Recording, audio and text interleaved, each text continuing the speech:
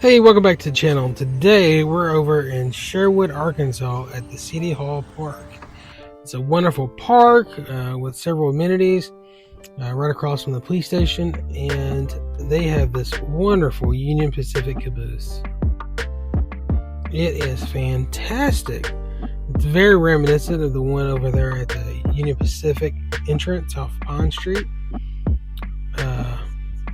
Wow, check it out. This guy here is been completely redone. At least it looks like it's been redone.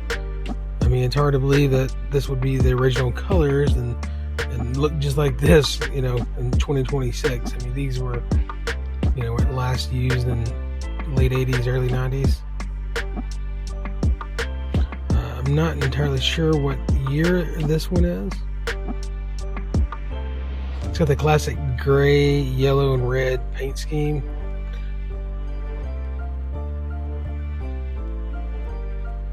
And this one's rather tall for a caboose. The end of it's kind of down low so that the kids can get on the caboose and check it out. But the windows are rather frosted over, so you can't really peek inside.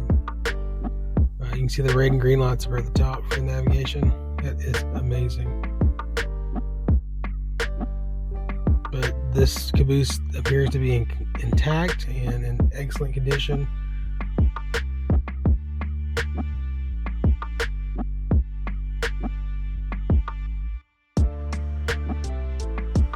I'm going to do another quick pass here and check everything out.